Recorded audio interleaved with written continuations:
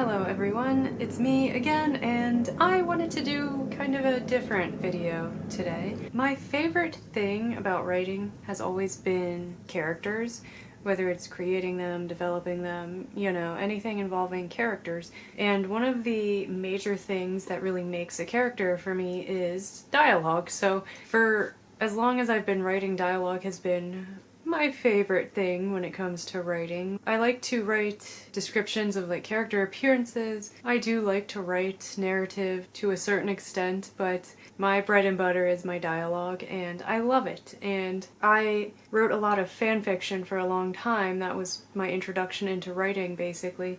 And I feel like dialogue is especially important in fanfiction because you are sharing this work with a lot of other people who are just as into that particular fandom as you, so you have to make these characters sound the way that they do. Whether it was a TV show or a movie or a book, you know, you have to make these characters sound in character. So I really pride myself on dialogue because I feel like I learned a lot when I was writing fanfiction. So yeah, I wanted to make a little video that was 10 quick tips for writing dialogue. And I do want to preface this by saying that I'm not a professional. If you're new here, I am an indie author. I self-published 2 books and the third in that trilogy is coming out this year. And I have not had any formal training. I have not had any further education. I unfortunately was not smart enough for scholarships, and I do not come from a family that could afford to send me for further education.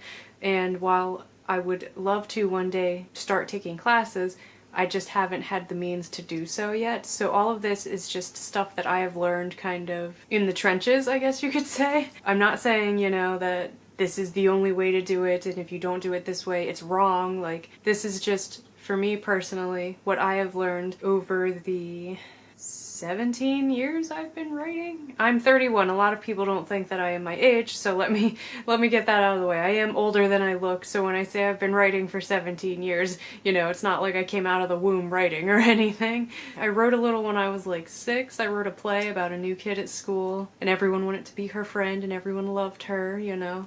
A little bit of wish fulfillment on my end, but I didn't discover fan fiction until I was like 11 or 12, and that's when writing really became a passion of mine. So yeah, like I said, I'm not a professional. If you disagree with something on this list, that's totally fine. This is just the way I have learned to write dialogue. So tip number 1. I was gonna hold up 2 fingers, but that would have been 2. So tip number 1.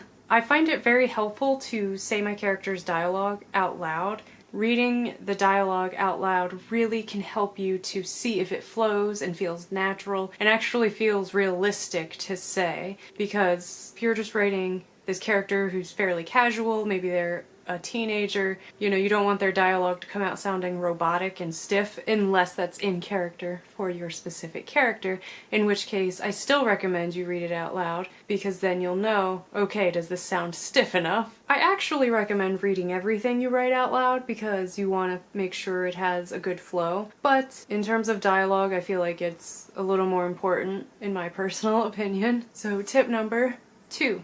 Dialogue can and it should be messy. Characters, much like people, can have poor grammar when they're speaking. They can use the wrong word or use a word that they don't really know how to pronounce because they've never heard it before. They can use an abundance of curse words, and even speaking in sentence fragments, you know. That's all stuff that we do in real life and that we've never felt the need to kind of explain it away. I think it's just important to note kind of the setting, like are you in an informal setting or are you in a formal setting? Because I talk a lot different, say, like with my boss than I do with my boyfriend, you know, and not just because I, you know, have an intimate relationship with my boyfriend. I just mean, you know, with my boyfriend, I will use bad grammar. I will say stupid things. For example, one thing I like to say if he's like looking at something or if he gets a package in the mail, instead of saying like, "What is that?" I like to say, "What that is." It's just a weird thing I've started doing. He picked it up from me. It's just what we do. But you know, in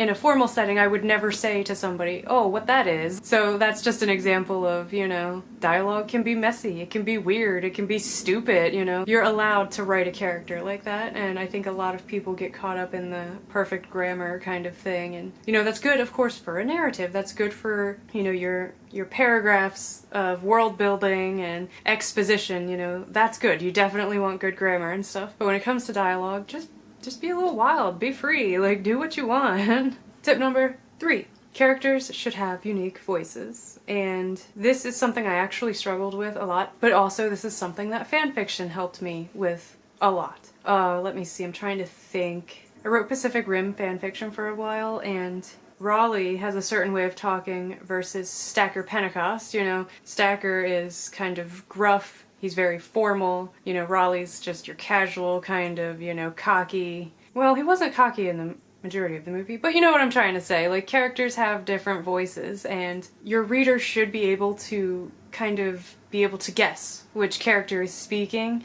even without dialogue tags. And if you are having a conversation between multiple characters, you don't want your dialogue to all sound the same, because not only can get like super confusing, it can get kind of boring too. So you want your characters to sound fairly different, and I'm not saying you have to go all out. I'm not saying, you know, you have to make them painstakingly unique, but just little differences here and there. It's having like one character saying going to and having another character saying gonna. It's little things like that. Tip number 4.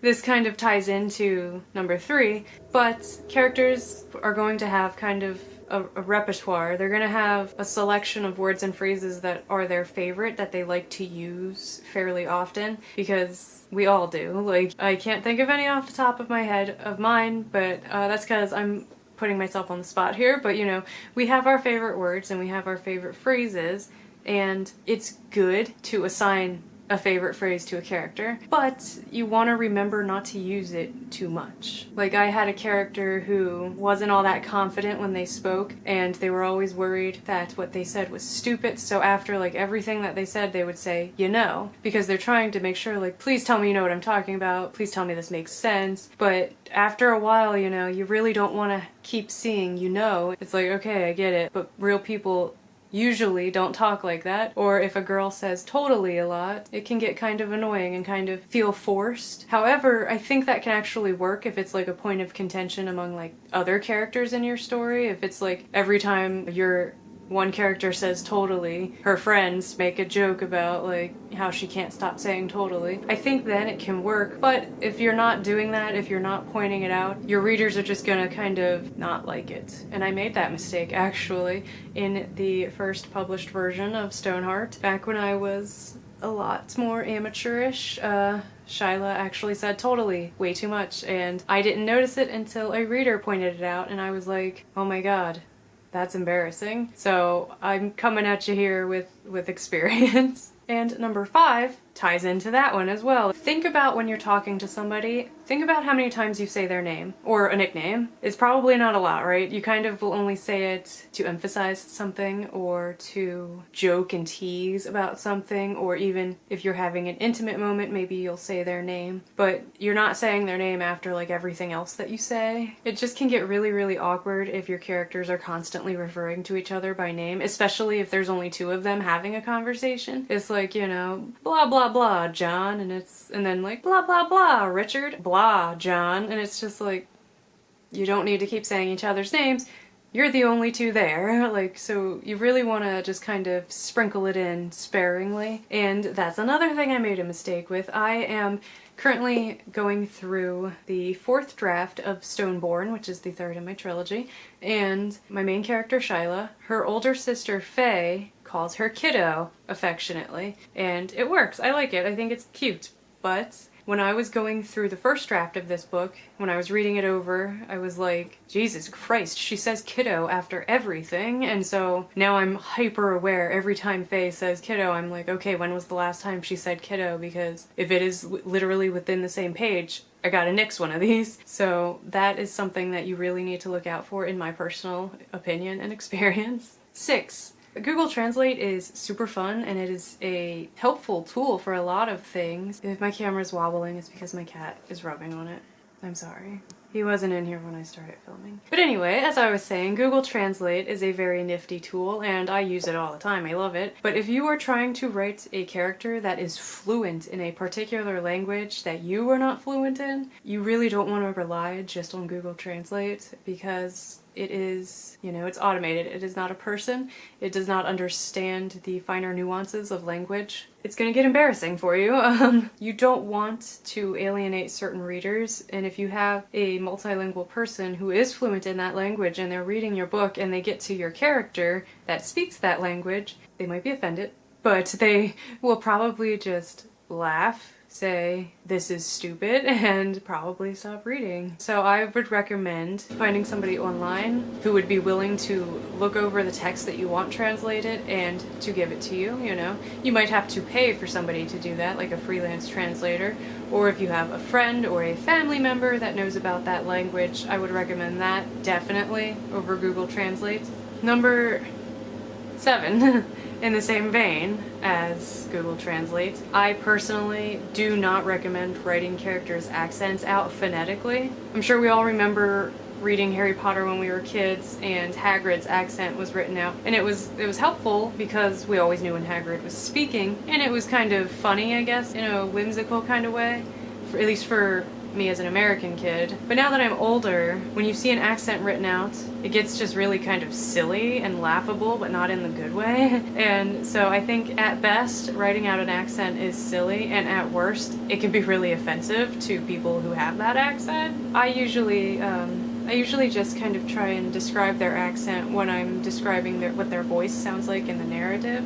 It might be a little easier for some people to write out the accent than to describe it, but ultimately when you're describing it, I think it leads to less embarrassment on your part. So I would just recommend describing it and not trying to write it out phonetically, unless, you know, you're writing something that's supposed to be laughed at. But like I said, again, you run the risk of hurting someone's feelings, you know, someone who has to live with that accent every day of their actual real life.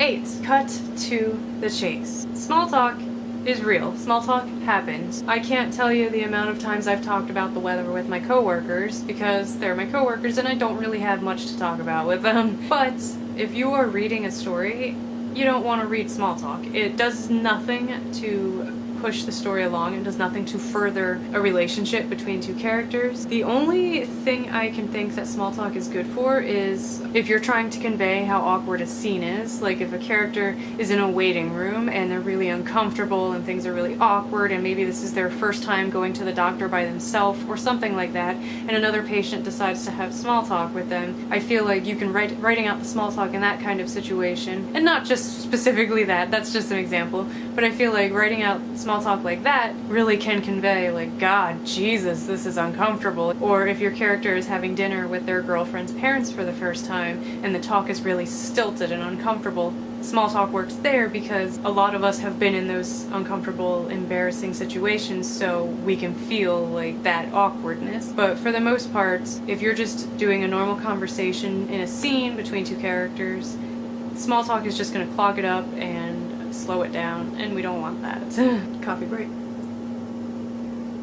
Number 9. This is more, I just feel like it's helpful for me personally. I love movies. I watch movies out the wazoo, and one of the things I love the most about movies is watching characters interact. So that comes back to the fanfiction aspect, kind of, is when you're watching a movie, you can almost study how characters talk and how they deliver their lines, what their face does when they deliver lines, and that helps me to visualize what my character looks like when they're talking. I'm the type of person that when I'm writing, I like to assign actors to my characters just for fun, because then when I'm writing out a scene, I can picture it in my head like a movie and it's perfect. So I recommend watching a lot of movies, a lot of TV shows, or even just, you know, peeping a little bit on conversations, you know, people are having around you, and just watching the way that they interact and talk, so that when you're writing a conversation, you can like insert these little things that make it feel more realistic. Maybe it's a person's mannerisms when they talk, like physically, maybe they move their hands a lot like this, or maybe,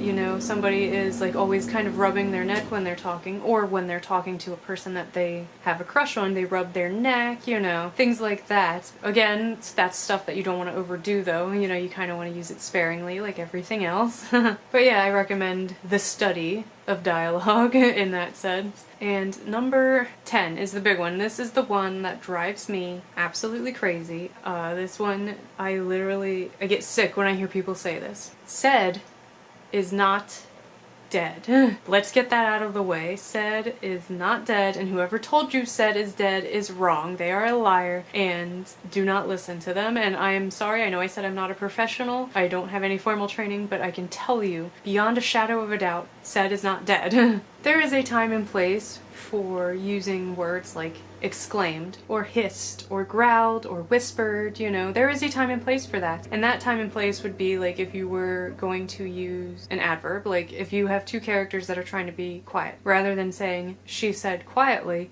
she whispered. Alright, that works. Perfect. You know, mwah. But you don't want every dialogue tag to just be a synonym of said, like one after the other, because that really just sticks out like a sore thumb. Readers have said time and time again that the words said and asked kind of just disappear in the text. They serve their purpose of telling you which character is speaking. That's pretty much all that said is doing, and it works. It's perfect. It works. Like I said, there is a time and place for using words like he shouted. Alright, that works. You know, you're conveying that your character is yelling at somebody. Or, you know, even better, bellowed is a word that always makes me laugh for some reason. Probably because when someone says bellowed, I picture somebody getting really mad and huffy and their face is all red and they're yelling, and that makes me laugh. So bellowed is one of my favorite words. It's just one of those things, like everything else that I have mentioned, that you want to pepper in, because if you use it too much, it stands out. It might make for slower reading. It might feel unnatural and not as organic as you want it to feel. You don't want your overusage of words to overpower and overshadow the rest of your text, because you could be a really great writer, but if you're constantly using words like that, it just looks like you're flipping through a thesaurus and forcing these words, and readers aren't going to appreciate that. If you use too much salt in a dish, you're gonna ruin it. But if you sprinkle in just enough salt, you're gonna make it delicious, right? So you really want to use your stuff sparingly, and that is all I am saying. Use those words, exclaimed, yelped, howled. Use those words where they work, but also do not be afraid of said. Said is a beautiful word. I love said. Said is not dead. Use it. It loves you too. Use it. So yeah, those are my 10 tips on dialogue. Like I said before, you don't have to follow these to a T.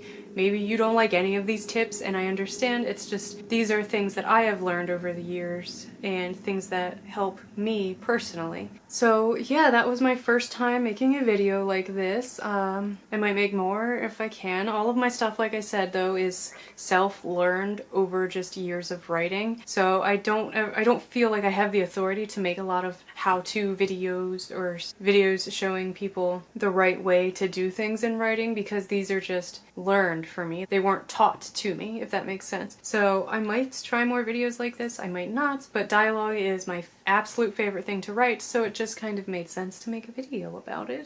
If you're new here, my name is April K. I like to write young adult, though I have some ideas for new adult, and I have all my links down below. I am self-published. You can find me on Amazon. I have a brand new newsletter that I just created last week. You can sign up for that if you want. And yeah, I really hope that you liked this video. I hope somebody got something out of it, even if it was just enjoying watching me look like I know what I'm talking about. And yeah, I hope you liked this. Like, comment, and subscribe, all that fun stuff. Let me know down below. Did you write fanfiction? What fandoms were you involved in? I'm very curious. If you did write fanfiction, for what fandoms? I'll tell you all of mine if you tell me yours. And yeah, I will see you in my next video. Thank you so much for watching.